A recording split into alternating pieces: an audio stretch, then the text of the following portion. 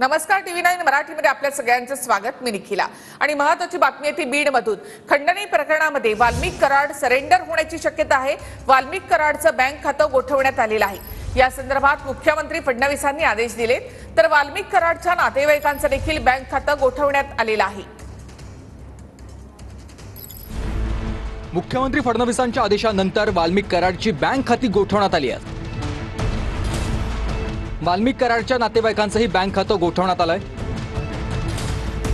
वाल्मिक कराडच्या पत्नीची सीआयडी कडून कसून चौकशी झाली आहे. प्रकरणाच्या तपासासाठी सीआयडी कडून 9 पथकं तयार करण्यात आलेली आहेत आणि यात 150 पेक्षा जास्त अधिकारी आणि कर्मचाऱ्यांचा समावेश आहे.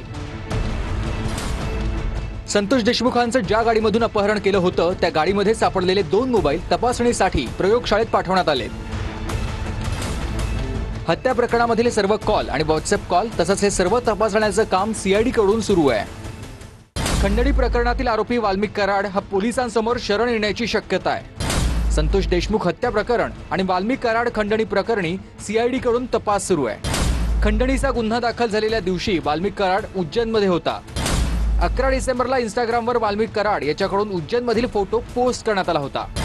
16 डिसेंबरला वाल्मिक कराडनं मुंडे बंधू आणि भगिनींच्या अभिनंदनासाठी पोस्ट केलेली होती. 16 डिसेंबरला वाल्मिक कराडची ही शेवटची पोस्ट आहे आणि त्यानंतर कराड गायब होता. संतोष देशमुख हत्या प्रकरणामध्ये आतापर्यंत 4 आरोपी अटकेत आहेत, तर 3 आरोपी फरार आहेत. संतोष देशमुखांचं अपहरण झालेल्या गाडीतून 2 मोबाईल सापडलेले आहेत. दोन्ही मोबाईल धाराशिव जिल्ह्याच्या वाशी परिसरात सापडलेत. आरोपींच्या संपर्कातील 100हून अधिक जणांची सीआयडी कडून चौकशी झाली आहे.